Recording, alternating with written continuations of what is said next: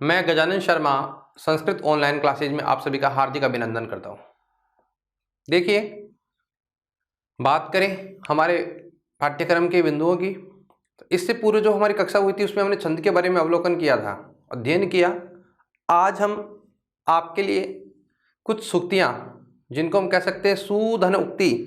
सूक्ति का मतलब होता है, सु का मतलब होता है अच्छा, उक्ति का मतलब होता है कहना, अच्छी अच्छी बातें। यानी सूक्ति का मतलब होता है सुभाषित भी कह सकते हैं। सुभाषित का मतलब होता है अच्छा भाषण या अच्छी अच्छी पंक्तियाँ, सुंदर सुंदर पंक्तियाँ।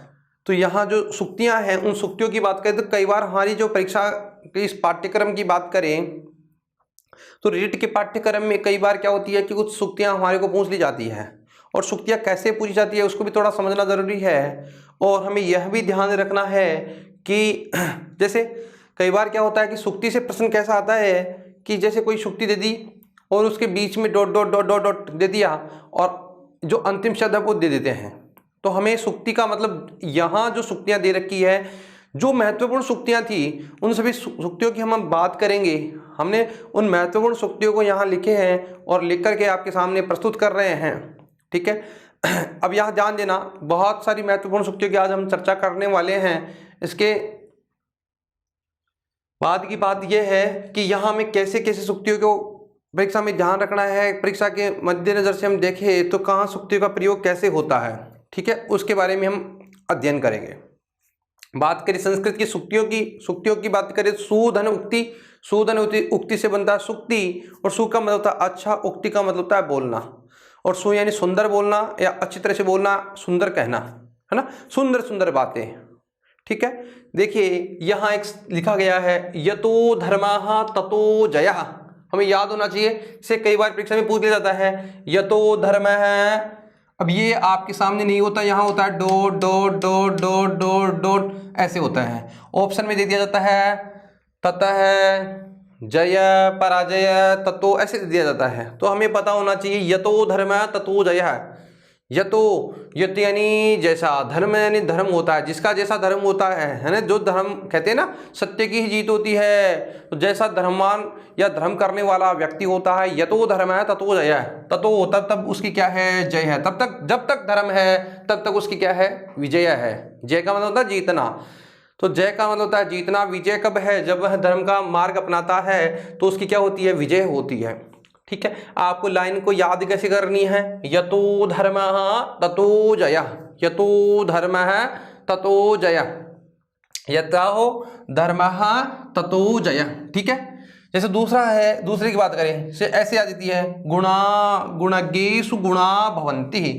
एक श्लोक है, उस श्लोक की बात करें तो लिखा गया है, गुणा गुणा गुणज्ञेषु गुणा भवन्ति, लिखा है ना। तो गुणाः गुणज्ञेषु गुणा भवन्ति, ते निर्गुणं प्राप्य भवन्ति दोषा, सुस्वादुतो या प्रवहन्ति नद्ये, समुद्रमासाद् भवन्ति अपेया, भवन्ति अपेया। कि गुणाः गुणज्ञेषु गुणा भवन्ति। गुणाः, गुण का मतलब होता है गुणवान व्यक्ति में, गुणाः गुणज्ञेषु, और गुणवान के संपर्क में रहने से। यदि कोई व्यक्ति गुणवान है, थोड़ा बहुत उसमें गुण है, और वह गुणवान व्यक्ति के संपर्क में और रहता है, तो गुणाः भवन्ति, तो उसके गुणों में और क्या हो जाती है, वृद्धि हो जाती है, उसके गुण और बढ़ जाते हैं। यूँ समझिए कि यदि गुणवान व्यक्ति किसी अन्य गुणवान व्यक्ति के साथ रहता है तो उनके गुणों में वृद्धि हो जाती है, उनके गुण और बढ़ जाते हैं। श्लोक की बात करूं तो पूरा श्लोक लिखा गया है, गुणाः गुणज्ञेषु गुणाः भवन्ति, ते निर्गुणं प्राप्य भवन्ति दोषाः।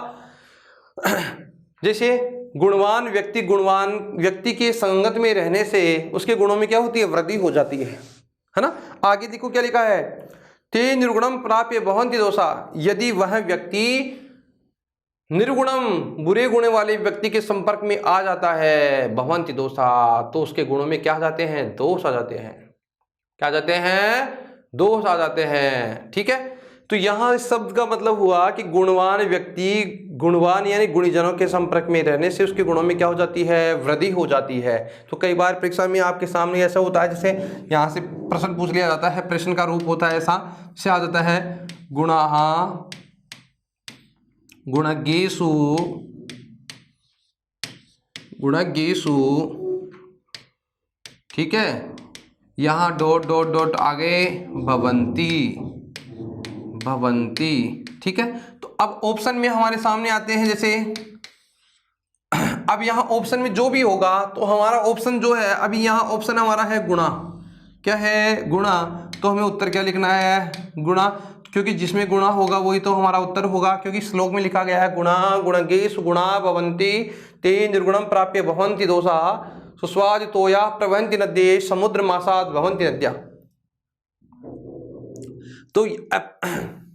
तो सुस्वाद तोया प्रवहन्ति नद्ये, सुस्वाद तोया यानी सुस्वाद से युक्त नदियां जो बहती रहती है, लेकिन जब वह समुद्र के अंदर प्रवेश कर जाती है तो पीने योग्य नहीं रहती है। उसी प्रकार से गुणवान व्यक्ति यदि गुणवान व्यक्तियों के संपर्क में रहता है तो वह गुणीजन कहलाता है। यदि वह व्यक्ति निर्गुण वाले व्यक्ति के पास या बुरे व्यक्तियों के पास संगत में आ जाता है तो वह निर्गुण को प्राप्त हो जाता है। विद्या धनम सर्वधनम प्रदानम, देखो विद्या धनम, आप ध्यान रखना, विद्या रूपी धन सर्वधनम, सभी धनों से क्या है, प्रधान है, श्रेष्ठ है। विद्या धनम सर्वधनम प्रधानम, विद्या रूपी धन सभी धनों से क्या है, श्रेष्ठ है। विद्या रूपी धन क्या है, सभी धर्मों से क्या है, श्रेष्ठ है।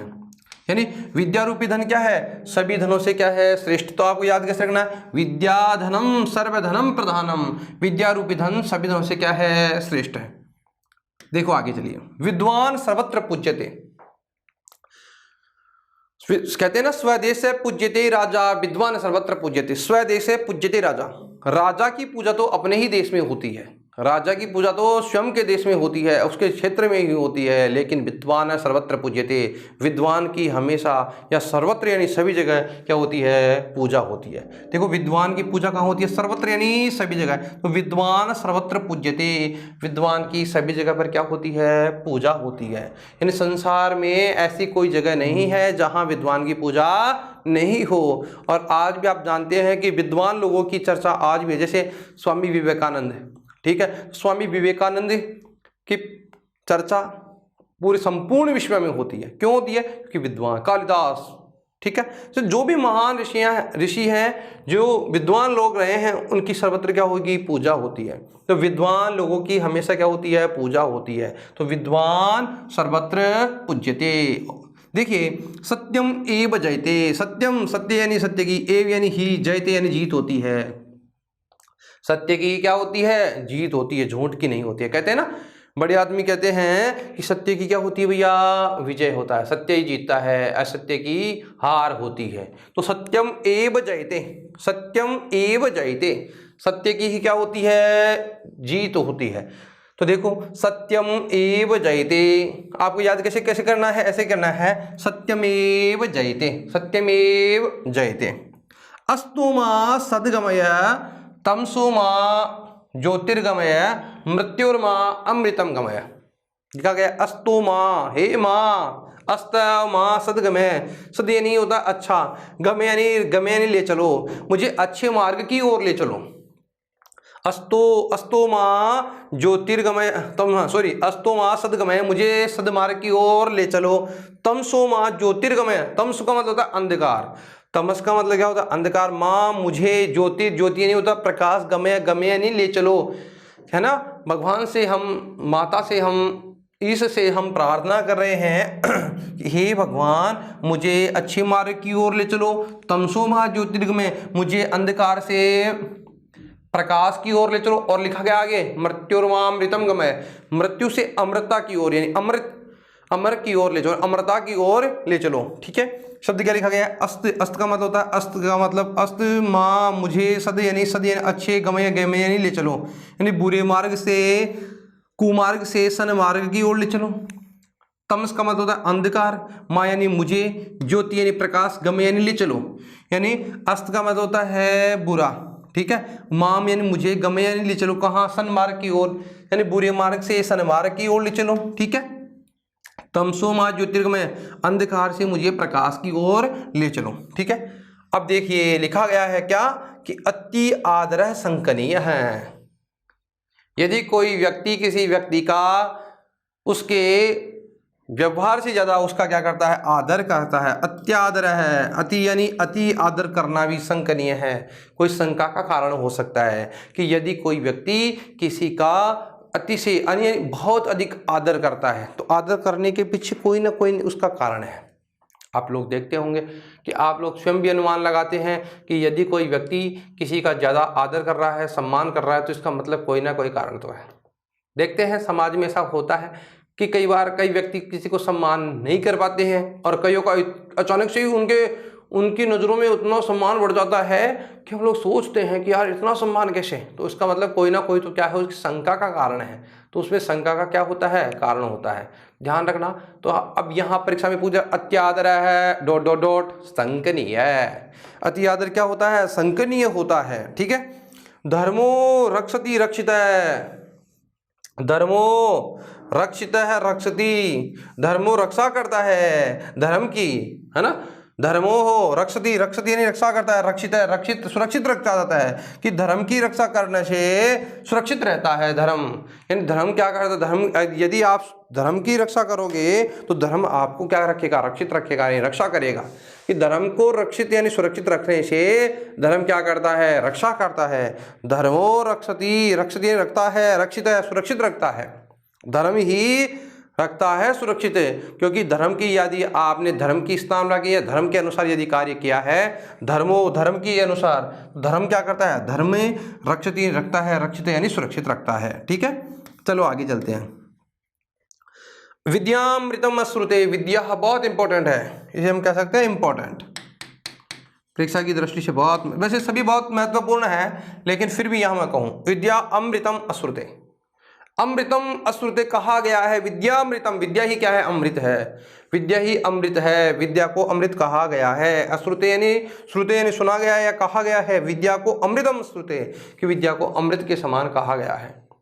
क्योंकि विद्या धन सभी धनों से क्या होता है, श्रेष्ठ होता है। हमने पढ़ा था ना भी, विद्या धनम सर्वधनम प्रधानम, विद्या रूपी धन सभी धनों से क्या होता है, श्रेष्ठ होता है। और विद्या को क्या कहा गया है, अमृत के समान माना गया है। विद्या अमृतम अश्रुते, विद्या अमृतम अश्रुते। देखिए मित्रों, आप लोग इनका बार बार अभ्यास करोगे, बार बार, जैसे कोई गाना होता है ना, गाना, तो गाना ऐसे जैसे आप गाने को पढ़ोगे, जैसे कोई भी गाना हो, अगर आप उसके पढ़ने बैठ गए तो आपको याद नहीं होगा। जब तक आप उस गानों या गानों को, जो भी हमारे गाने हैं, उन गानों को यदि आप उस लय में नहीं गाओगे ना, तब तक याद नहीं होंगे।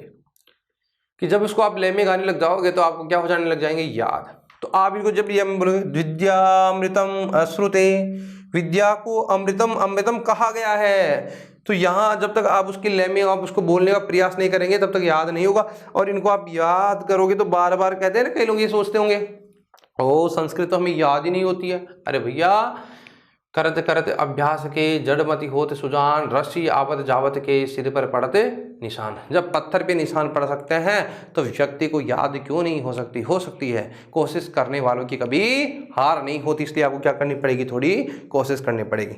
विद्या अमृतम अश्रुते, विद्या को क्या कहा गया है, अमृतम, अमृत कहा गया है। ठीक है। यतो धर्म ततो जय, गुणाः गुणगेषु गुणा भवन्ति, विद्या धनम सर्वधनम प्रधानम, विद्वान सर्वत्र पूज्यते, सत्यम एव जयते, अस्तु मा सद्गमयः तमसो मा ज्योतिर्गमयः, अत्यादरः शंकनीयः, धर्मो रक्षति रक्षितः, विद्या अमृतम अश्रुते है। ठीक है, कि जैसा यतो धर्म है ततो, जो धर्म की रक्षा करता है, ततो जय, उसकी तो क्या होती है, विजय होती है। गुणा गुणेषु गुणा भवन्ति, गुणों में गुणों को शामिल होने से उसके गुणों में और अधिक क्या हो जाता है, विकास हो जाता है। विद्या रूपी धनी सभी धनों से क्या है, श्रेष्ठ है। विद्वान की सभी जगह पूजा होती है, सत्य की ही जीत होती है। अस्तु मा सद्गमय, माम इन मुझे हे भगवान कुमार्ग से सन्मार्ग की ओर ले चलो, तमसो मा ज्योतिर्गमय, अंधकार से प्रकाश की ओर ले चलो। अति आदर शंकनीय, ज्यादा आदर करना भी शंका का कारण होता है। धर्मो रक्षति रक्षित, धर्म की रक्षा करने से रक्षित होती है, रक्षा होती है या सुरक्षित रहता है। विद्या अमृतम अश्रुते, और विद्या को अमृत भी यानी अमृत कहा जाता है। चलो आगे चलते हैं। देखिए, न अस्ति विद्याम समम चक्षु, देखो क्या लिखा गया, न अस्ति, न यानी नहीं है, अस्ति यानी है, न यानी नहीं, अस्ति यानी है, नहीं है। विद्या, विद्या के समम यानी समान, चक्षु यानी आंखें। विद्या के समान कोई आंख नहीं है, क्योंकि जो विद्वान व्यक्ति होते हैं वो चतुर भी होते हैं। उनकी सोचने की समझने की जो शक्तियां होती है वो अलौकिक होती है। क्यों? क्योंकि उनको इतना उस चीज का ज्ञान होता है कि उनकी जो नेत्र है, कहने का मतलब उनकी जो, जिसको हम कह सकते हैं उनका याद करने का या उनका सोचने और समझने की जो शक्ति है वह सामान्य व्यक्ति से ज्यादा होती है। तो नास्ति विद्या समम चक्षु, विद्या के समान चक्षु, विद्या नास्ति विद्या समम चक्षु, नहीं है विद्या के समान आंख, आंखें विद्या के समान नहीं है, क्योंकि विद्या तो सर्वधनों से क्या है, श्रेष्ठ है। कहते हैं ना सूरदास जन्मांध था, जन्म से अंधे होने के बाद भी उन्होंने क्या किया है बताओ, विद्वान महान कवि हुए हैं। तो मैं ये कह सकता हूं जब उन्होंने ऐसी ऐसी बातें, ऐसे ऐसे दोहे श्लोक या रचनाएं लिखी है, तो व्यक्ति की आंखें वहाँ महत्वपूर्ण नहीं थी, क्योंकि उनको विद्या का ज्ञान था। विद्या के समान कोई चक्षु नहीं है, कोई नेत्र नहीं है, विद्या के समान कोई नेत्र नहीं है। वेदो अखिलो धर्म मूलम, अखिल का मतलब संपूर्ण संसार का वेद ही धर्म का मूल है। धर्म का मूल यानी धर्म का जो मूल कारण है, मूल जड़ है, धर्म की जो मूल स्थापना है। क्योंकि जब संस्कृत हमने पढ़नी प्रारंभ करी थी तब आपको प्रारंभ में यही बताया था कि संसार में जो व्याकरण की जो उत्पत्ति हुई है वह सबसे पहले वेदों से हुई है। संसार की सबसे प्राचीन जो रचना है वह भी वेद है ना, वेद है। तो वेद ही धर्म का मूल है, धर्म का मूल कारण है। यानी वेद हुई अखिल का मतलब होता है संपूर्ण धर्म का मूल है, संपूर्ण धर्मों का जो मूल है, मूल का मतलब होता है जड़, तना, इसके ऊपर कोई टिका होता है। ठीक है, तो यदि मूल ही सही नहीं है तो कुछ भी सही नहीं है। तो धर्म का मूल क्या है, वेद, और संपूर्ण संसार का धर्म का जो मूल कारण है वह क्या है, वेद है। तो वेदो अखिलो धर्म मूलम। ठीक है, चलो आगे चलते हैं।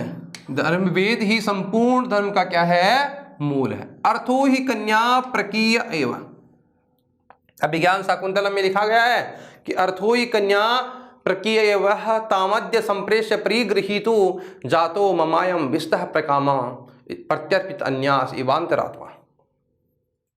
महर्षि कण्व ने कहा है, जब अभिज्ञान शाकुंतलम में लिखा गया है कि चतुर्थ जो अंक है उसका चतुर्थ अंक में ये श्लोक लिखा गया है, और लिखा गया है, क्या लिखा गया है कि अर्थो ही कन्या प्रकीय एवं, कन्याएं तो पराया धन होती है।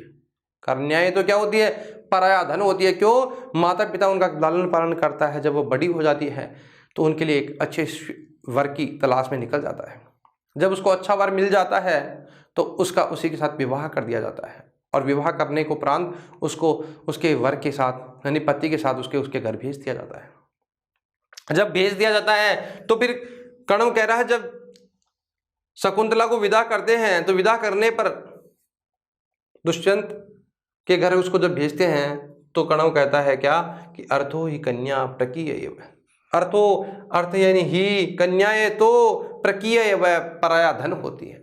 अर्थ का मतलब होता है धन, कन्याएं तो पराया धन होती है। माता पिता तो उनका लालन पालन कर देता है और दूसरे घर में चली जाती है।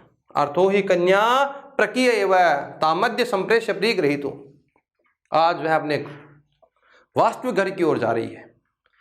कहता है ना, जब यह इतने दिन तो यहां थी लेकिन अब उसके वास्तविक घर की ओर जा रही है, कहता है तो उसकी आंखें भर जाती है। और अंत में ये कहता है कि आज मैं खुश भी इसलिए हूं कि जो ये समझिए कि किसी की धरोहर मेरे पास सुरक्षित रखी गई थी और आज मैं उसकी धरोहर को उसको वापस दे करके बहुत प्रसन्न हो रहा हूं। लेकिन पिता जब अपनी पुत्री को विदा करता है विवाह उपरांत तो वह प्रसन्न तो हो ही नहीं सकता, अत्यंत व्याकुल होता है।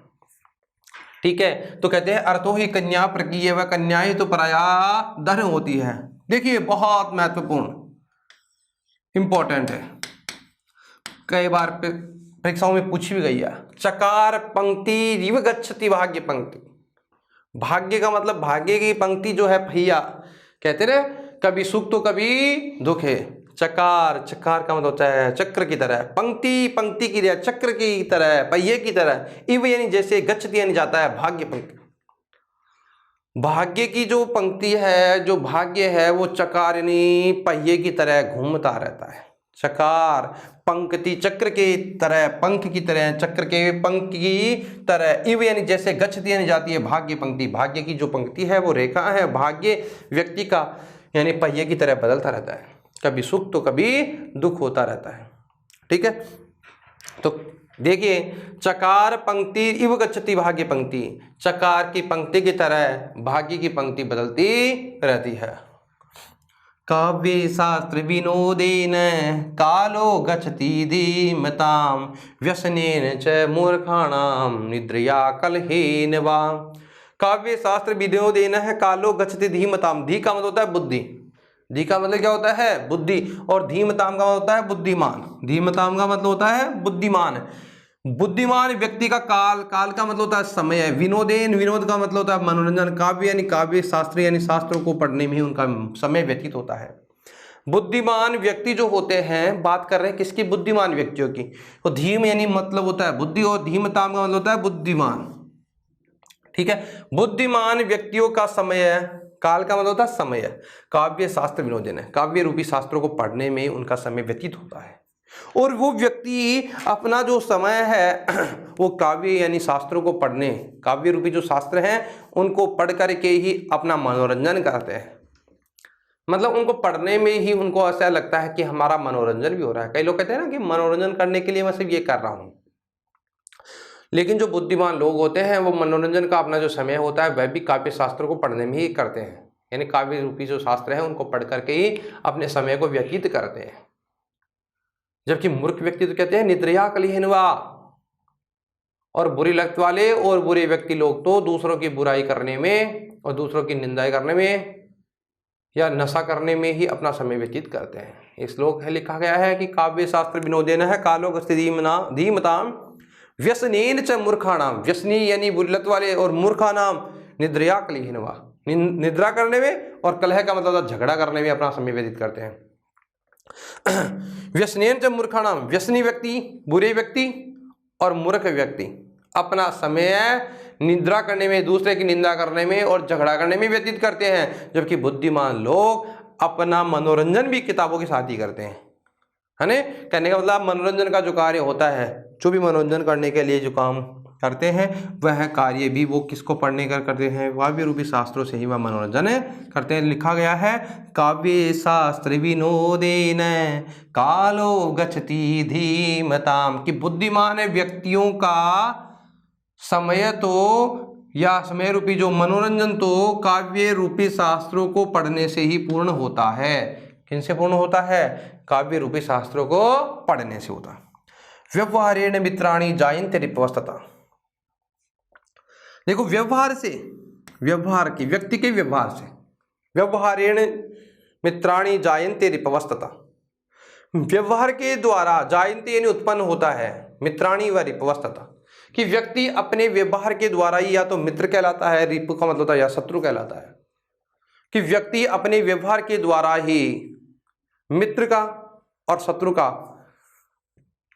तथा यानी जैसा बनता है, कि व्यवहार से ही व्यक्ति या तो मित्र होता है या शत्रु होता है। तो व्यवहारेण जायन्ते, व्यवहार के द्वारा ही उत्पन्न होते हैं, व्यवहार से ही जाते हैं, उत्पन्न होते हैं, मिलते हैं या तो मित्र या शत्रु। तो व्यवहारेण जायन्ते या व्यवहारेण मित्राणि जायन्ते रिपवस्तता, कि व्यवहार के द्वारा ही मित्र और शत्रु का क्या होता है, ज्ञान होता है या बोध होता है, या मित्रता व शत्रुता का परिचय होता है, या मिलते हैं, जो भी हो सकता है कि जैसा व्यक्ति का व्यवहार होगा वैसे उसको क्या मिलते हैं, लोग मिलते हैं। तो यानी अच्छा व्यवहार होगा तो मित्र या बुरा व्यवहार होगा तो शत्रु। तो यानी मित्र और जो शत्रु होते हैं उसके व्यवहार के द्वारा ही उत्पन्न होते हैं। तो मित्र व शत्रु व्यक्ति के व्यवहार के द्वारा ही क्या होते हैं, उत्पन्न होते हैं। स्वदेश पूज्यते राजा विद्वान सर्वत्र पूज्यते, वही बात आ गई कि राजा की तो हमने चर्चा कर ली है ना पहले, कि स्वदेश पूज्यते राजा, राजा तो अपने ही देश में पूजा जाता है, लेकिन विद्वान तो सभी जगह पूजा जाता है। विद्वान सर्वत्र पूज्यते, विद्वान की सभी जगह क्या होती है, पूजा होती है। जबकि स्वदेश पूज्यते राजा, स्वयं के देश में ही राजा की तो पूजा होती है, जबकि विद्वान की तो सभी जगह क्या होती है, पूजा होती है। हस्तस्य भूषणम दानम सत्यम कंठस्य भूषणम, अरे हस्त से, हस्त का मतलब हाथ का, आभूषण क्या है, अरे व्यक्ति हाथों में, एक श्लोक लिखा गया है केयूराणि न विभूषयन्ति पुरुषं हारो न चंद्रोज्ज्वला न स्नानं न पुण्य, लिखा गया है न स्नानं न विलेपनं न कुसुमं नालंकृता मूर्धजा वाण्ये समलंकरोति पुरुषं या संस्कृता धार्यते क्षीयन्ते खलु भूषणानि सततं वाग्भूषणं भूषणं। वाणी व्यक्ति का आभूषण होती है। लिखा गया है कि केयूराणि न विभूषयन्ति पुरुषम, कि व्यक्ति के हाथों में जो बाजूबंद होते हैं वो उसकी शोभा को नहीं बढ़ाते हैं। उसकी शोभा को कौन बढ़ाते हैं? हस्तस्य भूषणम दानम, अरे हाथ की शोभा को आभूषण नहीं बढ़ाते हैं। हाथ की शोभा तो यह है कि उसके द्वारा किसी को दान किया जाना चाहिए, दान देना चाहिए। ये नहीं कि हाथों में बहुत सारे आभूषण पहन लिए तो उसकी शोभा बढ़ेगी, नहीं, उसकी शोभा नहीं बढ़ेगी। उसकी शोभा, हाथों की वास्तविक शोभा तो क्या है? दान देने में है। और सत्यम कंठस्य भूषणम, और कंठ की जो आभूषण है वो क्या है? किसमें है? सत्य में। ऐसे नहीं झूठ बोलता है व्यक्ति, झूठे और जो पाखंड करने वाला व्यक्ति की उसकी जो कंठ की आभूषण नहीं है, उसके कंठ का तो आभूषण क्या है? सत्य है। तो कहा गया है कि हाथ का जो वास्तविक आभूषण है वह क्या है? दान है। हस्तस्य भूषणम दानम, हाथ का आभूषण क्या है? दान। और सत्यम कंठस्य भूषणम, और सत्य ही कंठ का क्या है? आभूषण है। कंठ का सत्य क्या है? आभूषण है। जबकि हस्त का आभूषण क्या है? दान। लिखा गया हस्तस्य भूषणम दानम सत्यम कंठस्य भूषणम, कि हाथ का आभूषण दान देने में है और कंठ का आभूषण है सत्य बोलने में। सर्वे भवन्तु सुखिनः सर्वे सन्तु निरामया, है ना? कहते हैं सर्वे भवन्तु सुखिनः सर्वे सन्तु निरामया सर्वे भद्राणि पश्यन्तु मां कश्चित् दुख भाग भवेत्। हे भगवान, हे परमपिता परमेश्वर, सर्वे यानी सभी, भवन्तु यानी होवे, सुखिनः सुखी होवे। हे भगवान, हम तो यह कामना करते हैं आपसे कि संसार के सभी लोग, सभी प्राणी सुखी होवे। सर्वे संतु निरामया, सर्वे यानी होवे, संतु यानी होवे, सभी यानी होवे, निरामया, निर का मतलब होता है बिना, आमया किसी प्रकार की बीमारी नहीं हो, अर्थात निरोगी होवे। कि हे परमपिता परमेश्वर, सभी सुखी होवे, किसी को कोई रोग नहीं होवे, सभी निरोगी होवे। फिर आगे लिखा गया सर्वे भद्राणि पश्यन्तु मां कश्चित् दुःख भाग् भवेत्, सभी को क्या हो? सभी का कल्याण हो। सर्वे भवन्तु सुखिनः सर्वे सन्तु निरामया सर्वे भद्राणि पश्यन्तु, सभी का भद्र हो, कल्याण हो, सब कल्याण को देके मां कश्चित् दुःख भाग् भवेत्, किसी को किसी प्रकार का कोई दुख या पीड़ा नहीं हो। हम तो भगवान से यही कामना करते हैं। हे परमपिता परमेश्वर, सर्वे यानी सभी, भवन्तु यानी होवे, सुखिनः सभी सुखी होवे, सर्वे भवन्तु सुखिनः सर्वे सन्तु निरामया, और सभी क्या हो? निरोगी हो। किसी को किसी प्रकार का क्या नहीं होना चाहिए? रोग नहीं होना चाहिए। देखो, परोपकाराय सताम विभूतये, परोपकार के लिए सताम यानी सज्जन व्यक्ति, विभूतिये, विभूति का मतलब जो होता है उसका जो भी उसके पास होता है वो उसमें न्योछावर कर देते हैं। कहते हैं ना, परोपकाराय फलन्ति वृक्षा, परोपकाराय फलन्ति वृक्षा, परोपकाराय वहन्ति गावः, परोपकाराय दुहन्ति गावः। ठीक है, कि परोपकार के लिए फलन्ति वृक्षा, वृक्ष फल देते हैं। परोपकाराय वहन्ति नद्या, परोपकार के लिए नदियां बहती है। परोपकाराय दुहन्ति गावः, परोपकार के लिए गायें दूध देती है। परोपकाराय सताम विभूति है, और सज्जन जो व्यक्ति होती है, महान व्यक्ति होती है, परोपकार के लिए अपने धन को क्या कर देते हैं? दान दे देते हैं। धन को दान में न्योछावर कर देते हैं। ठीक है, तो क्या लिखा गया है? परोपकाराय, परोपकार के लिए, सताम यानी सज्जन व्यक्ति, विभूतय, धन की परवाह नहीं करते, वो धन को क्या कर देते हैं? लगा देते हैं, दान दे देते हैं धन का। ठीक है, क्या लिखा गया है? परोपकाराय सताम विभूतय, परोपकार के लिए सज्जन व्यक्ति धन का क्या कर देते हैं? धन आदि का जो भी उनकी संपत्तियां हैं उन संपत्तियों को क्या कर देते हैं? दान कर देते हैं। ठीक है, चलो आगे चलते हैं। नास्ति विद्या समम चक्षु, विद्या की समान कोई चक्षु नहीं है, नेत्र नहीं है। वेद ही संपूर्ण धर्म का मूल है। कन्याएं तो पराया धन होती है। चकार पंक्ति की तरह भाग्य की पंक्ति, यानी चकार रूपी पंक्ति की तरह भाग्य की पंक्ति चलती है, यानी भाग्य की जो पंक्ति है चकार यानी पहिए की तरह बदलती परिवर्तित होती रहती है। काव्य रूपी शास्त्रों को पढ़ने में ही विद्वान व्यक्ति अपना समय व्यतीत करते हैं। व्यवहार के द्वारा ही मित्र और शत्रु का पता लगता है या बोध होता है। स्वदेशे पूज्यते राजा विद्वान सर्वत्र पूज्यते। अपने देश में तो स्वदेश यानी अपने ही देश में तो राजा की पूजा होती है, विद्वान तो सभी जगह पूजा जाता है। हाथ का आभूषण दान देने में है और कंठ का आभूषण सत्य बोलने में है। सभी सुखी होवे, सभी निरोगी होवे। परोपकार के लिए महान व्यक्ति अपने सब सर्वस्व न्योछावरे कर देते हैं। ठीक है, थोड़ा आगे चलते हैं। परोपकार पुण्याय पापाय परपीडनम। परोपकार वाले जो व्यक्ति होते हैं पुण्य के लिए, पापाय परपीडनम, पाप का पर यानी दूसरे का, पीडनम यानी पीड़ा, है ना, कि परोपकार के लिए व्यक्ति दूसरे के पाप, जो भी पाप हैं, जो भी उनकी पीड़ाएं हैं, उनको क्या कर देते हैं, पुण्य के द्वारा उनकी पीड़ाओं को हर लेते हैं।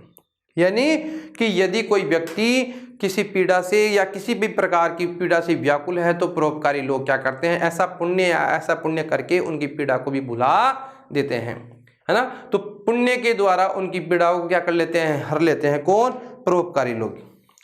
तो परोपकार के द्वारा पाप रूपी यानी जो पापाय परपीडनम, दूसरे का जो पीड़न है, व्याकुलता है, उसको पुण्य के द्वारा क्या कर देते हैं, ऐसा पुण्य करके पुण्य के द्वारा उसको दूर कर देते हैं। या कोई व्यक्ति किसी की प्रकार की यदि कोई पीड़ा या कोई ऐसा कार्य करता है तो पुण्य के द्वारा उसको वापस क्या करता है, प्राप्त कर लेता है। बहुत इंपॉर्टेंट है। आलस्यम ही मनुष्याणाम शरीरस्थितो महान रिपु नास्त्युद्यम समय बंधु कृत्वा नाव्यवसीदति। लिखा गया है कि आलस्य ही मनुष्य का सबसे बड़ा शत्रु है। रिपु का मतलब होता है शत्रु, और आलस्यम ही मनुष्याणाम, आलस्य तो मनुष्य के शरीर में स्थित सबसे बड़ा शत्रु है। अरे आप लोग यदि रीट की तैयारी कर रहे हैं तो अभी भी आपके मन में अभी भी बहुत सारा आलस्य भरा पड़ा है। आप लोग सोचते हैं आज से प्रारंभ नहीं, हम तो पढ़ाई कल से प्रारंभ करेंगे। फिर कल सोचते हैं नहीं आज से नहीं, आज तो शनिवार है, कल से स्टार्ट करेंगे रविवार से। कभी लोग सोचते हैं आज सोमवार नहीं, आज मंगलवार है, मंगलवार से नहीं बुधवार से प्रारंभ करेंगे। कई सोचते हैं अरे बुधवार नहीं, गुरु का मतलब ज्ञान का दिन है गुरुवार, गुरुवार से प्रारंभ करते हैं। अरे भैया ऐसा कुछ नहीं है। फिर सोचते हैं सुबह से पढ़ाई प्रारंभ करेंगे, सुबह सोचते हैं खाना खाते हैं, सो जाते हैं, सर्दियाँ आ गई, आलस्य आता है। दोपहर बाद में प्रारंभ करेंगे, दोपहर बाद में सोचते हैं यार शाम हो गई अब तो रात को पढ़ेंगे, रात को नींद आने लगती है खाना खाने के बाद में, सुबह से प्रारंभ करते हैं। ऐसे ऐसे अपने बहुत सारे समय को व्यतीत कर देते हैं, निकाल देते हैं, 2-4 महीने ऐसे ही निकाल देते हैं। क्यों? क्योंकि उनके शरीर में सबसे बड़ा जो शत्रु है उनका वो क्या है, रिपु। रिपु कौन है, शत्रु कौन है, आलस्य है। मनुष्य का सबसे बड़ा शत्रु कौन है, सबसे पहला सबसे बड़ा शत्रु है उसका आलस्य। जिस दिन वह आलस्य को त्याग देता है तो वह अपने कार्य की ओर बढ़ जाता है, आगे रुचि लेने लगता है, रुचि लेने लगता है तो वह उस कार्य के प्रति अपना कर्म करने लगता है। ठीक है ना। कहा गया है क्या कि आलस्य ही मनुष्य के शरीर में सबसे बड़ा शत्रु है, और क्रोधो ही शत्रु प्रथमो नरणम। और दूसरी बात एक और देखो, दोनों श्लोकों में समानता। किसी भी कार्य को नहीं होने का सबसे बड़ा कारण है उसका आलस्य, और क्रोधो ही शत्रु प्रथमो नरणाम। मनुष्य का सबसे बड़ा शत्रु तो है आलस्य, और मनुष्य का क्रोध ही प्रथम नरणाम। नर का मतलब था मनुष्य, और मनुष्य का प्रथम जो शत्रु है ना, पहला शत्रु जिसे हम कह सकते हैं, प्रथम शत्रु कौन है, क्रोधो ही शत्रु प्रथमो नरणाम। शत्रु मनुष्य का पहला शत्रु है उसका क्रोध। अरे व्यक्ति क्रोध में पता नहीं क्या क्या कर देता है, और जब उसको होश में आता है तो उसको पता लगता है कि हमारा जो जीवन क्या हो गया, बेकार हो गया है।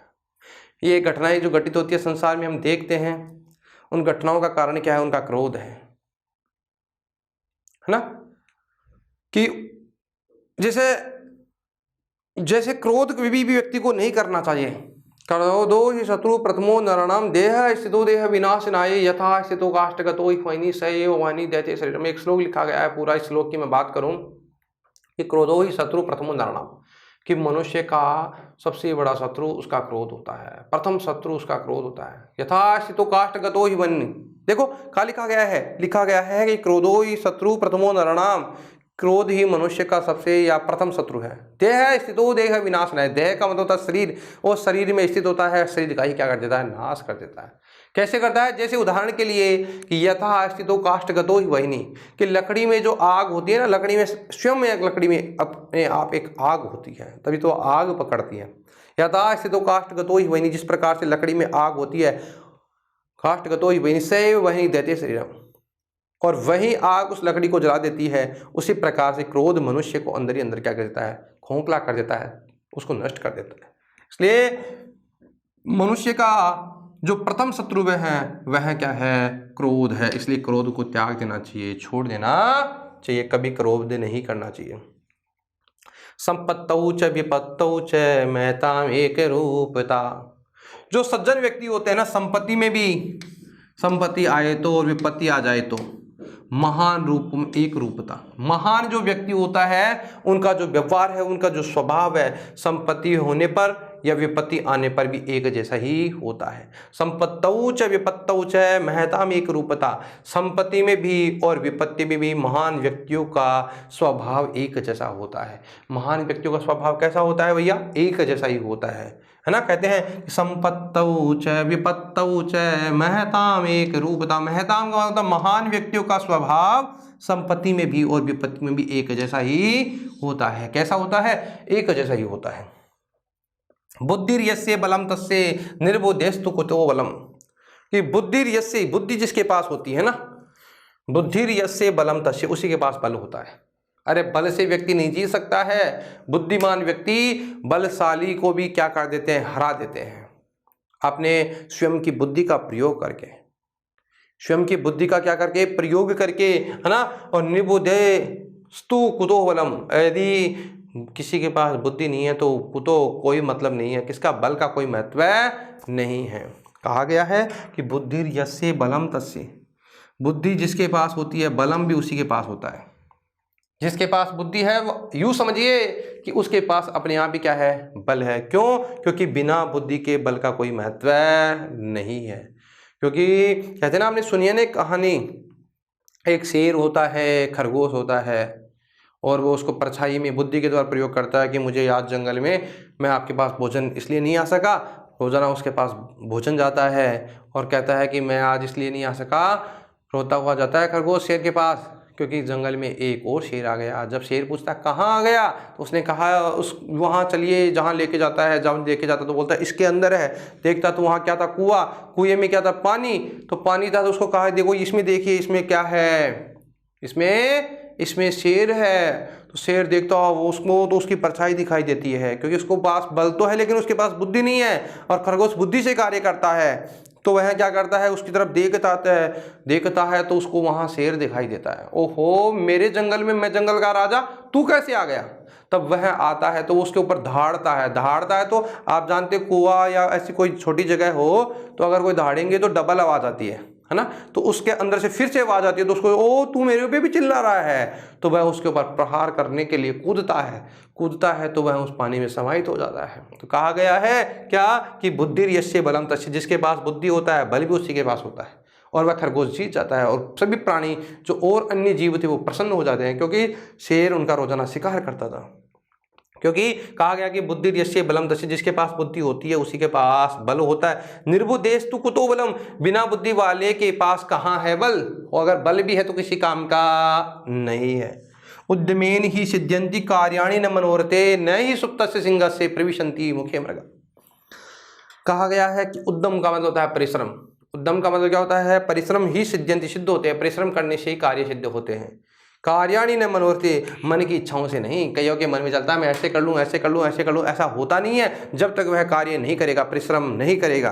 बिना परिश्रम करे कोई कार्य में सफलता नहीं मिल सकती। इसलिए लिखा गया है उद्यमेन ही सिद्ध्यन्ति, उद्यम यानी परिश्रम से ही क्या होते हैं, सिद्ध होते हैं। कार्याणि, कार्य परिश्रम करने से ही सिद्ध होते हैं।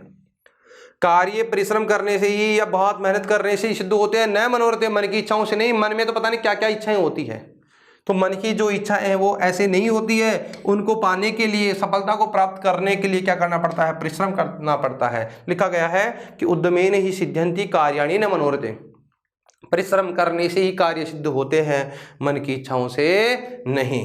देखो आगे चलिए, धन धान्ये प्रयोगेषु विद्याया संग्रहेषु च आहारे व्यवहारे च त्यक्त लज्जा सुखी भवेत्। व्यक्ति को कुछ लज्जाओं को छोड़ करके सुखी होना चाहिए।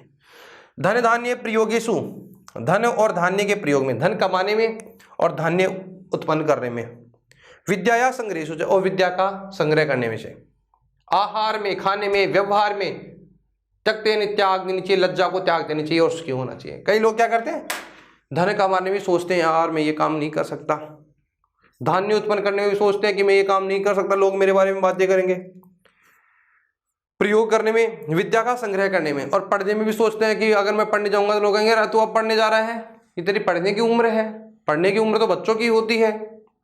तो ऐसे कभी भी इन चीज़ों में, जैसे खाने में, विषय के व्यवहार में कभी भी लज्जा नहीं करनी चाहिए, और इनको अगर आप त्याग दोगे तो आप हमेशा के लिए सुखी हो जाओगे। इसलिए कहा गया है कि धन और धान्य में, धन कमाने में और धान्य उत्पन्न करने में और विद्या के संग्रह करने में भी लज्जा नहीं, कभी भी लज्जा नहीं करनी चाहिए। धन धान्य प्रयोगेषु, धन और धान्य के प्रयोग में और विद्या को संग्रह करने में, संग्रहित करने में, प्राप्त करने में कभी भी लज्जा नहीं करनी चाहिए। विभूषणम मौनम अपंडितानाम, विभूषणम आभूषण होता है, मौनम मौन नहीं, अपंडितानाम अपंडित लोगों का, जो अपंडित लोग होते हैं उनका आभूषण क्या होता है, मौन होता है। अरे यदि कोई मूर्ख व्यक्ति लड़ते हैं तो आपका चुप रहना ही ज़्यादा ठीक है। यदि आप भी उनसे लड़ाई झगड़ा कर रहे हैं तो फिर आप में उनमें कोई फर्क नहीं है। इसलिए लिखा गया है विभूषणम यानी आभूषण होता है, मौनम मौन रहना ही, अपंडितानाम अपंडित व्यक्तियों के सामने, यानी जो पंडित लोग नहीं है, जो मूर्ख व्यक्ति हैं, उन मूर्ख व्यक्तियों के सामने मौन रहना ही, चुप रहना ही उसका क्या है, आभूषण है। अयम निज है परोवेति गणना लघु चेतसाम, अयम यानी यह, निज यानी अपना, पर यानी दूसरों को व्यति समझता है, गणना लघु चेतसाम गणना करता है, लघु छोटे यानी स्वयं को जो व्यक्ति, अयम निज परोवेति गणना लघु चेतसाम उदार चरितानाम तो वसुदेव कुटुंबकम, वसुधा, वसुधा इव यानी जैसा कुटुंब है, ये संपूर्ण जो पृथ्वी ही हमारा क्या है, परिवार है। महान व्यक्तियों के लिए तो यह संपूर्ण पृथ्वी उसका क्या है, परिवार है। अयम निज है परोवेति गणना लघु चेताम, अयम यानी वह, निज यानी स्वयं का, पर यानी दूसरों को व्यति यानी समझता है, गणना गणना करता है, लघु चेतसाम लघु छोटे और बड़े की, यानी जो महान व्यक्ति हैं वो बड़े और छोटे में कोई यानी परवाह नहीं करते हैं। यानी महान जो व्यक्ति होते हैं वह व्यक्ति गणना यानी लघु, बड़े और छोटे की कोई गणना नहीं करते हैं, उनके लिए तो संपूर्ण पृथ्वी ही उनका क्या है, परिवार है। अयम निज है परोवेति गणना लघु चेतसाम उदार चरिता नाम, तो उदार चरित्र वाले व्यक्ति, तो उदार चरित्र वाले जो व्यक्ति होते हैं ना, उदार चरितानंदो वसुदेव कुटुंबकम, पृथ्वी को ही अपना परिवार समझते हैं। इसलिए अयम निज है परोवेति, यह मेरा है, यह उसका है, इस प्रकार की वो बातें नहीं करते हैं। ठीक है, विद्या धनम सर्वधनम प्रधानम, विद्या रूपी धन सभी धनों से श्रेष्ठ होता है। विद्या विहीन है पशु, कहा गया है विद्या से जो विहीन होता है, जिसके पास विद्या नहीं होती है वह क्या होता है, पशु। क्यों लिखा गया ना, साहित्य संगीत कला विहीन साक्षात पशुपुच्छ विषाणहीन तृणम न खादन अपि जीव मानव द्वाग जयम परम सुनामे। एक लिखा है, ये सामने विद्या न तपो न दानम ज्ञानम न शीलम न गुणो न धर्म ते मृत्यु लोके भूभार भूता मनुष्य रूपेण मृगा सरंती। तो विद्या से विहीन जो होता है वह पशु होता है। साहित्य संगीत कला विहीन साक्षात पशुपुच्छ विषाणहीन है, जो विद्या से विहीन होता है वह भी क्या होता है, पशु होता है। जिसके पास विद्या नहीं है, सामान यूँ समझिए वह साक्षात पशु है। और कैसा पशु, बिना सिंह बूझ का पशु है, लिखा गया। और विद्या रूपी धन सभी धनों से क्या होता है, श्रेष्ठ होता है। देखो, परोपकाराय पुण्याय पापाय प्रपीड़नम, परोपकारी व्यक्ति पुण्य प्राप्त करने के लिए दूसरों की पीड़ाओं को हर लेते हैं। आलस्य मनुष्य का सबसे बड़ा शत्रु होता है, और मनुष्य का प्रथम शत्रु उसका क्रोध होता है। महान व्यक्ति संपत्ति और विपत्ति में भी उनके स्वभाव में कोई परिवर्तन नहीं होता है। जिसके पास बुद्धि होती है उसी के पास बल होता है, बिना बुद्धि वाले के पास बल नहीं होता, अगर हो तो उसका कोई महत्व नहीं होता है। कार्य परिश्रम करने से ही सिद्ध होते हैं, मन की इच्छाओं से नहीं। धन धान्य के प्रयोग में और विद्या के संग्रह में कभी भी लज्जा नहीं करनी चाहिए। विभूषणम आभूषण है, मौनम मौन हो जाना ही, यानी अपंडितानाम अपंडित व्यक्तियों के साथ आभूषण है, अपंडित व्यक्तियों के साथ मौन हो जाना ही उसका आभूषण है। महान व्यक्ति स्वयं की और दूसरों की वस्तु में कोई लघु बड़े छोटे की कोई गणना नहीं करते हैं, क्योंकि संपूर्ण पृथ्वी उनका क्या होती है, परिवार होती है। विद्या रूपी धन ही सभी धनों से श्रेष्ठ है, प्रधान है, और विद्या से विहीन व्यक्ति क्या होता है, पशु होता है। नमन्ति फलिनो वृक्षा नमन्ति गुणो जना, शुष्क वृक्षा समूर्खा से न नमन्ति कदाचन। लिखा गया है। नमंती यानी झुकता है वही, कहते हैं ना कि झुकता वही है जिसमें जान होती है, अकड़पन तो मुर्दे की पहचान होती है। तो लिखा गया है कि नमंती फलिनो वृक्षा, जिस पेड़ के फल आते हैं वह फल वाला पेड़ झुक जाता है परोपकार के लिए। कहते हैं ना शुष्क वृक्षा समृक्षाचन है नमंती कदाचन। और नमंती गुणिनो जना, और जो गुणवान व्यक्ति होते हैं वो भी झुकते हैं, दूसरों के सामने झुकते हैं। दो ही प्रकार के व्यक्ति, या यूं समझिए दो ही चीजें झुकती हैं। क्या लिखा गया कि नमंती फलिनो वृक्षा, फलशाली वृक्ष झुक जाते हैं और गुणवान व्यक्ति भी हर किसी के सामने झुक जाते हैं। आगे लिखा गया इसी श्लोक में कि शुष्क वृक्षा समृक्षाचन है नमंती कदाचन, सूखा पेड़ और मूर्ख व्यक्ति कभी किसी के सामने नहीं झुकता है। क्यों? सूखा पेड़ सूखा रहता है तो ऐसे खड़ा रहता है, अटेंशन में रहता है, वो हमेशा कभी झुकता नहीं है। और मूर्ख व्यक्ति भी किसी के सामने नहीं झुकता है। दो ही प्रकार के झुकते हैं, एक तो सूखे पेड़ नहीं झुकते हैं तो, और एक मूर्ख व्यक्ति नहीं झुकते हैं। तो झुकते कौन कौन है? नमंती फलिनो वृक्षा, फलशाली वृक्ष जिस पेड़ के फल आते हैं वह वृक्ष झुक जाते हैं, और गुणवान व्यक्ति भी हर किसी के सामने झुक जाते हैं। प्रिय वाक्य प्रधानेन सर्वे तुष्यन्ति जन्तवः, प्रिय यानी मीठी वाक्य बोलने से, प्रधान करने से, सभी यानी सभी, तुष्यन्ति यानी प्रसन्न होते हैं, जन्तवः यानी प्राणी। हमने हिंदी में पढ़ा ना, ऐसी वाणी बोलिए मन का आपा को, ओरन को शीतल करे आपहु शीतल होए। लिखा है ना, पढ़ा हुआ होगा। तो वही बात यहाँ पे है, प्रिय वाक्य प्रधानेन, प्रिय वाक्य यानी मीठी बातें बोलने से, अच्छी बातें बोलने से, सर्वे तुष्यन्ति जन्तवः, सभी तुष्यन्ति यानी प्रसन्न होते हैं, जन्तवः यानी प्राणी, चाहे जीव हो, चाहे जंतु हो, चाहे मनुष्य हो, कोई भी हो। अच्छे व्यवहार से सभी प्राणी प्रसन्न होते हैं। अच्छे व्यवहार से, अच्छी तरीके से बोलने से सभी प्राणी क्या होते हैं? प्रसन्न होते हैं। सत्यम वदाय धर्मम चर, सत्य बोलो धर्म का आचरण करो। सत्यम वदाय धर्मम चर, धर्मम चर, सत्यम वदाय धर्मम चर, सत्य में नहीं सत्य को बोलो और धर्म का क्या करो? आचरण करो। कभी झूठ नहीं बोलनी चाहिए। उदार चरिता नाम तो हमने पढ़ा ना भी, वसुधैव कुटुम्बकम, पहले पढ़ा ना, अयम निज परोवेति गणना लघु चेत साम, है ना।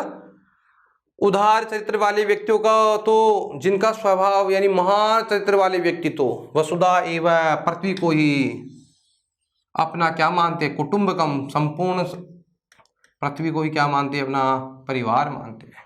उदार चरित्र वाले व्यक्ति तो अयम निज परोवेति गणना लघु चेतसाम, उदार चरिता नाम तो वसुधैव कुटुंबकम, उदार चरित्र वाले व्यक्ति तो पृथ्वी को ही अपना क्या मानते हैं? परिवार समझते। बहुत इंपॉर्टेंट है यहाँ से यहाँ तक।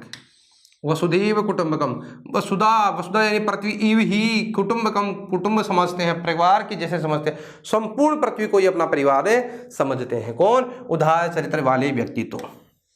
सत्यमेव जयते नानृतम, सत्य की जीत होती है। नानृतम यानी झूठ की नहीं होती। नानृतम का मतलब क्या होता है भैया? झूठ। तो सत्य की क्या होती है? जीत होती है, झूठ की नहीं होती। शुभास्ते पंथान संतु, शुभास्ते कहते ना, शुभास्ते यानी शुभकारी हो। पंथान है, पंथ का मतलब होता है रास्ता, और पंथान का मतलब मार्ग, संतु यानी होवे, आपकी यात्रा मंगलमय होवे। कहते हैं ना, शुभास्ते पंथान संतु, आपकी यात्रा, हैप्पी जर्नी जिसे आप इंग्लिश में कहते हैं कि आपकी यात्रा मंगलकारी हो। तो संस्कृत में कहा जाता है शुभास्ते पंथान संतु, कि आपका जो ये कार्य है वह है मंगलकारी हो, आपका ये जो आपकी यात्रा मंगलकारी हो। शुभास्ते पंथान संतु, अतिथि देवो भव, ये हमारे हिंदू धर्म का महत्वपूर्ण, यूँ समझिए, लोगो है, हिंदुस्तान का महत्वपूर्ण लोगो है। अतिथि देवो भव, प्राचीन समय में घर के बाहर लिखा होता था अतिथि देवो भव, आजकल लिखा होता है कुत्तों से सावधान, ऐसा लिखा होता है ना। तो यहाँ देखिए, इसका मतलब अतिथि जो होता है, आने वाला जो मेहमान है, वो देवो भव, देवताओं के समान होता है, इसलिए उसका आदर सत्कार करना चाहिए। अतिथि देवो भव, अतिथि क्या होता है? देवता होता है, इसलिए उसके सम्मान में कोई कमी नहीं आनी चाहिए। योग है कर्मसु कौशलम, योग ही कर्म का क्या है? कौशल है, स्किल सेट डेवलप होती है। क्योंकि अगर आप योग करते हैं, योग करने से उसके कर्म का क्या होता है? कौशल विकास हो जाता है, कर्म रूपी कौशल का विकास होता है, उसका आलस्य दूर होता है, और आलस्य दूर होगा तो क्रोध दूर होगा, है ना। ठीक है, लिखा गया है योग है कर्मसु कौशलम, योग ही कर्म का क्या है? कौशल है। योग ही कर्म का क्या है? कौशल है। कर्मण्येवाधिकारस्तु मा फलेषु कदाचन मा कर्मफल हेतुर्भू मा ते संगो असत्वकर्मणि। भगवान श्री कृष्ण अर्जुन से कहते हैं कि हे पार्थ, हे अर्जुन, कर्मण्ये एव अधिकारस्तु, तुम्हारा कर्म करने में ही अधिकार है। वहाँ फलेषु कदाचन, फल की चिंता मत करो। कर्मण्ये एव अधिकारस्ते, कर्म करने ही में ही तुम्हारा क्या है, अधिकार है। माँ फलेषु कदाचन, फल की कभी भी चिंता मत करो। क्या होगा युद्ध में, कौन मरेगा कौन जिएगा, इसकी परवाह आपको नहीं है। आपका काम है धनुष चलाने का, तो आप धनुष चलाइए। कर्मण्ये एव अधिकारस्तु, कर्म करने में ही तुम्हारा क्या है, अधिकार है। कर्मण्येवाधिकारस्ते मा फलेषु कदाचन, कर्म करने का ही तुम्हारा अधिकार है, फल की चिंता मत करो। वीर भोग्या वसुंधरा, वीरों के भोगने योग्य है वसुंधरा। वसुंधरा का मतलब पृथ्वी, पृथ्वी की पर्यायवाची की बात करें, अवनी, अचला, भू, भूमि, धारा, धारणी, इमा, वही वसुंधरा। तो यह जो पृथ्वी है वह वीरों के भोगने योग्य है। यह वीरों के भोगने योग्य है, पागलों के लिए नहीं, मूर्खों के लिए नहीं, मूर्ख व्यक्तियों के लिए पृथ्वी नहीं है। यह पृथ्वी तो वीर व्यक्तियों के लिए है और वीरों के भोगने योग्य है पृथ्वी है। देखिए एक बार स्टार्ट करता हूँ दोबारा। नमन्ति फलिनो वृक्षा, फलशाली वृक्ष और गुणवान व्यक्ति हर किसी के सामने झुक जाते हैं। प्रिय वाक्य बोलने से सभी प्राणी प्रसन्न होते हैं। सत्य बोलो, धर्म का आचरण करो। उदार चरित्र वाले व्यक्ति पृथ्वी को ही अपना परिवार समझते हैं, संपूर्ण पृथ्वी को अपना परिवार समझते हैं। सत्य की जीत होती है, झूठ की नहीं होती है। आपकी यात्रा शुभास्ते पंथान संतु, आपकी यात्रा मंगलकारी हो। अतिथि देवो भव, अतिथि देवो भव होता है, अतिथि देवता होता है। योग है कर्मशु कौशलम, योग ही कर्म का कौशल है। कर्मण्येवाधिकारस्ते मा फलेषु कदाचन, कर्म करने में ही तुम्हारा अधिकार है, फल की चिंता नहीं। फल की चिंता करने का आपका अधिकार नहीं है, फल तो आपको अपने आप मिल जाएगा। आपका काम है कर्म करते रहो। वीर भोग्या वसुंधरा, यह पृथ्वी तो वीरों के भोगने योग्य है। किनके योग्य हैं, किसके भोगने योग्य हैं? यह पृथ्वी वीरों के भोगने योग्य है। देखिए आगे देखो, सत्यम वद धर्मम चर, सत्य बोलो धर्म का आचरण करो। पहले हो गई चर्चा। हितम मनोहारी च दुर्लभम च, बहुत इंपॉर्टेंट बात करें किसकी, हितम। हितम का मतलब हित, हित चाहने वाले। हितम का मतलब क्या होता है, हित। हित का मतलब होता है हित की बात करने वाले। और मनोहारी, हितम, हित का मतलब हित, मनोहारी च दुर्लभम च, कल्याणकारी और मनोहारी जो हमें अच्छे लगे। कल्याणकारी और हमें अच्छे लगने वाले। वचन, वचन दुर्लभम, दुर्लभी, ऐसे महान व्यक्ति बहुत ही कम मिलते हैं जो हित के लिए यानी कल्याणकारी और मनोहारी वचन बोलते हो। मतलब दुर्लभ ही संसार में ऐसे व्यक्ति हैं, बहुत कम लोग आपको ऐसे मिलेंगे जो आपके कल्याण की बात करते हैं या जो मन को हरने वाली बातें बोलते हैं, मनोहारी बातें बोलते हैं। तो हितम मनोहारी, हितम मनोहारी व दुर्लभम, हितो मनोहारी च दुर्लभम वचन, कि हितशाली, हित कल्याणकारी और मनोहारी वचन बोलने वाले दुर्लभ ही हैं। विद्या ददाति विनयम, विद्या देती है विनय को। विनयम का मतलब होता है विनयम। विनयम को कौन देती है, विद्या। विद्या क्या देती है भाई, विनय को देती है। विद्या ददाति यानी देती है, किसको देती है, विनय को देती है। विनय का मतलब होता है नम्रता देती है। विद्या, जो व्यक्ति विद्वान होता है वह नम्र होता है। ठीक है ना। अभी हमने चर्चा कर दी कि गुणवान व्यक्ति हमेशा हर किसी के सामने झुक जाता है लेकिन मूर्ख व्यक्ति नहीं झुकता है। तो इसका मतलब यह हुआ कि विद्या विनय को देती है। ज्ञानम भार क्रियाम बिना, ज्ञान भार स्वरूप होता है। यदि किसी के पास ज्ञान बहुत सारा है लेकिन उसका वह प्रयोग नहीं करता, ऐसी कोई क्रियाएं नहीं करता है, तो वह क्रिया, वह ज्ञान उसका किसके समान है, भार के समान है, वजन स्वरूप है। ज्ञानम भार क्रियाम विना, क्रिया के बिना ज्ञान भी भार ही लगता है। इसलिए यदि किसी के पास ज्ञान है तो उसका प्रयोग करना चाहिए। ज्ञानम भार क्रियाम बिना, कि क्रिया के बिना तो ज्ञान भी क्या होता है, भार स्वरूप होता है। यत्र नार्यस्तु पूज्यन्ते रमन्ते तत्र देवता, यत्र यानी जहाँ, पूज्यन्ते जहाँ पूजा होती है किनकी, नारियों की, रमन्ते तत्र देवता, वहाँ देवता निवास करते हैं। कि यत्र यानी जहाँ, नार्यस्तु नारियों की, पूज्यन्ते पूजा जाती है, रमन्ते यानी रमण करते, तत्र यानी वहाँ देवता, कि जहाँ नारी का सम्मान होता है वहाँ देवता निवास करते हैं। यत्र नार्यस्तु पूज्यन्ते रमन्ते तत्र देवता, कि जहाँ नारियों की पूजा होती है वहाँ देवता निवास करते हैं। जननी जन्म भूमिश्च स्वर्गादपि गरीयसी। जब युद्ध होता है राम और रावण का, और युद्ध होने के उपरांत जब राम लंका को छोड़ करके विभीषण को राजा बना करके अयोध्या की ओर लौटने वाले होते हैं, तो भगवान श्री राम से लक्ष्मण कहते हैं कि अपि स्वर्णमयी लंका न मे लक्ष्मण रोचते जननी जन्म भूमिश्च स्वर्गादपि गरीयसी। लक्ष्मण कहते हैं तो भगवान लक्ष्मण कहते हैं कि हे भगवान, सोने की लंका कुछ दिन तो यहाँ पर भी हम रुक लेते हैं। तो भगवान श्री राम कहते हैं कि अपि स्वर्णमयी लंका न मे लक्ष्मण रोचते। हे लक्ष्मण, अपि भी है सोने की लंका है, यह सोने की लंका है, न में लक्ष्मण रोचते, लेकिन फिर भी मुझे अच्छी नहीं लगती। क्यों? क्योंकि जननी, जननी का मतलब माता, और जन्म भूमि, जन्म देने वाली जो भूमि है, स्वर्गादपि गरीयसी, वह स्वर्ग से भी बढ़कर होती है। क्या कहा? कि जननी माता और जन्म भूमि स्वर्ग से भी बढ़कर होती है। इन दोनों का क्या करना चाहिए? सम्मान करना चाहिए व्यक्ति को। क्यों? लिखा है, भगवान श्री राम ने कहा है कि जननी यानी माता और जन्मभूमि स्वर्ग से भी क्या होती है? बढ़कर होती है। कि जननी यानी माता और जन्मभूमि किससे बढ़कर होती है? स्वर्ग से भी बढ़कर होती है। कौन कौन?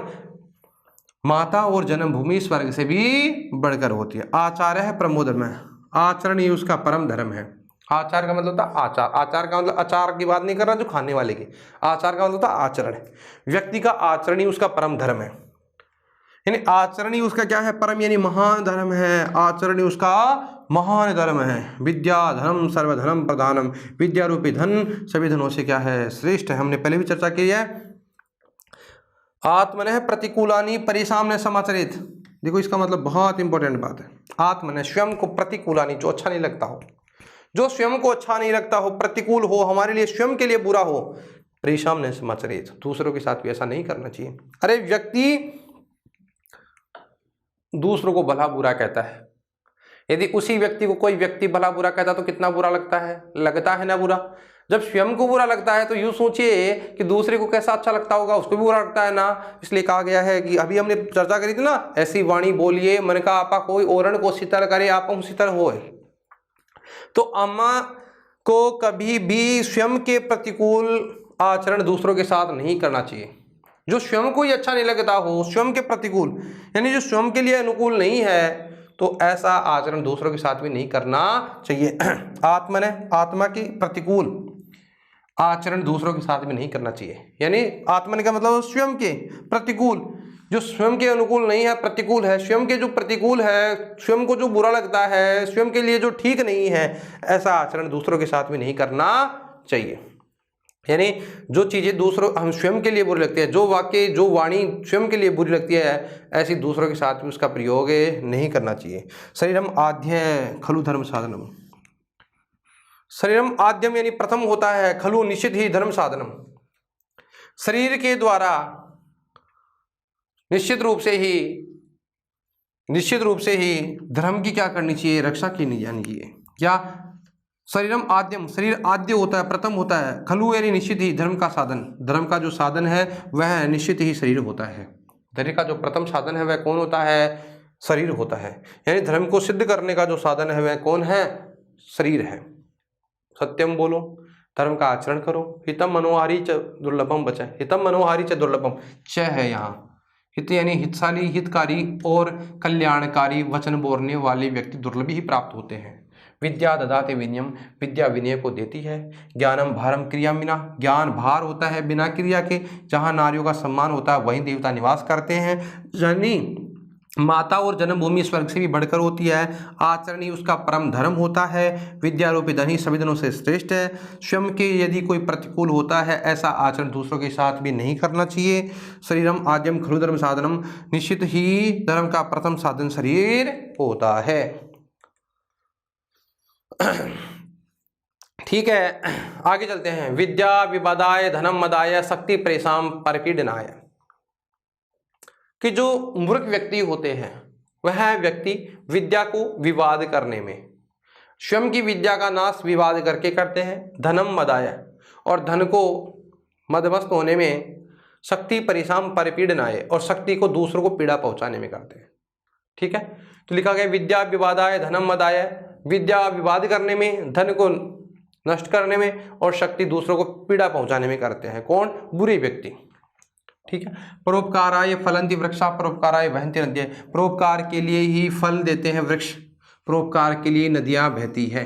हमने पहले भी चर्चा कर लिया है कि परोपकार के लिए ही वृक्ष फल देते हैं और परोपकार के लिए नदियां बहती है। रूप यौवन संपन्ना विशाल कुल संभवा विद्याहीना न सुमंति निर्गंधा एवं किंसुका। रूप यानी सुंदरता से यौवन और युवावस्था भी वो संपन्न हो, इतना सुंदर है, इतना मनमोहक है, यौवन और युवा अवस्था है, उन दोनों से संपन्न है। सुंदर भी है, बहुत सुंदर है, और युवा अवस्था भी है, और विशाल कुल में जन्म भी लिया है, विशाल कुल संभवा। लेकिन विद्याहीना न सुबंते, लेकिन विद्या के हीन होने पर, यदि उसके पास विद्या नहीं है तो उसकी शोभा नहीं बढ़ेगी। जिस प्रकार से निर्गंधा है किंसुक का, कि बिना गंध वाला जो किंसुक का फूल होता है उसकी शोभा नहीं बढ़ती है। अरे दूर से तो बहुत अच्छा लगता है वह फूल, लेकिन जब पास में जाते हैं, अरे वह फूल ही किस काम का जिसमें कोई महक ना हो, जिसमें कोई खुशबू नहीं हो।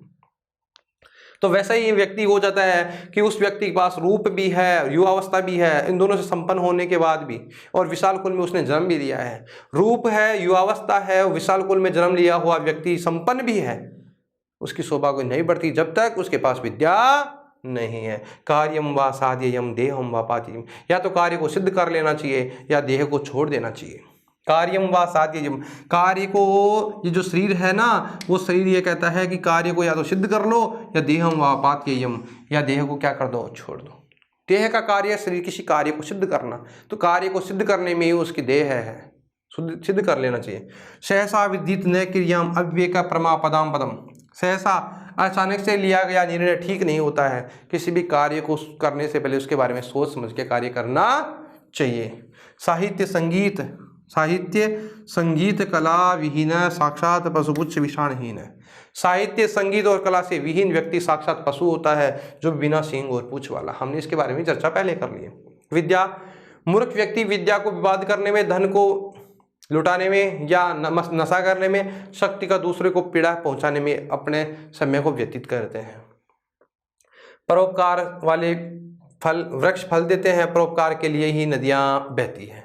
रूप और यौवन से संपन्न व्यक्ति, विशाल कुल में जन्म लिया हुआ व्यक्ति, विद्या के बिना किसी कार्य के योग्य नहीं होता है। कार्य को सिद्ध करने में, यानी अथवा इस शरीर को प्रयोग कार्य सिद्ध करने में, या ना शरीर का जो कार्य है वह है किसी भी कार्य को संपन्न करने में हमें शरीर का प्रयोग करना चाहिए।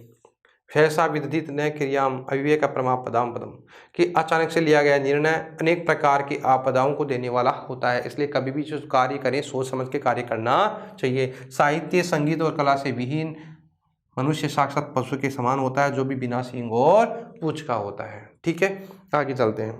देखिए अभी हमने जो अब तक पढ़ा है उसकी बात करें तो हमने इससे पहले जो चर्चा करी उसकी बात करें तो यहाँ हमने पढ़ा यतो धर्म ततो जयः। ठीक है, उसके बाद हमने चर्चा करी और इसके बाद हमने पढ़ा ये, और इसके बाद हमने पढ़ा नमन्ति फलिनो वीर भोग्या वसुंधराः सत्यम वद धर्मम चरः और विद्या विवादाय धनम मदाय। तो हमने यहाँ तक जो हमारा कुछ आज हमने जो चर्चा करी है उन चर्चाओं की बात करें तो इनमें हमने ऐसी ऐसी सूक्तियों की बात करी जो व्यक्ति के जीवन को बदलने वाली थी, जिनसे व्यक्ति का वास्तविक यदि देखा भी जाए तो बहुत व्यवहार में परिवर्तन होने वाला है, उसके व्यवहार में भी परिवर्तन होता है और बहुत कुछ सीखने को भी मिलता है। इसलिए व्यक्ति को स्वयं के अनुकूल कार्य ही करना चाहिए, अपने कार्य के प्रति वफादार होना चाहिए। इसी के साथ आज का जो हमारा टॉपिक था जिसके हम बात कर रहे थे सूक्तियाँ, उन सूक्तियों के बारे में हमने अध्ययन किया और इसी के साथ हमारे जो महत्वपूर्ण सूक्तियों की हमने एकत्रित किया आप लोगों के लिए, जो हमारे को महत्वपूर्ण लगी उन सबको हमने आज बताया है आपको। उसके अलावा और भी बहुत सारी आपको पुस्तकों में मिल जाएंगी, उनके अध्ययन करना और व्यक्ति को अपने जीवन में धारण करना। ठीक है, इसी के साथ मैं आज की कक्षा को विराम देता हूँ। आज के लिए इतना ही, धन्यवाद। अब जो हमारी नेक्स्ट कक्षा होगी उस नेक्स्ट कक्षा में अगर हम जो भी कोई नया टॉपिक होगा उसके साथ आपके सामने उस टॉपिक को प्रस्तुत करेंगे। तब तक के लिए धन्यवाद।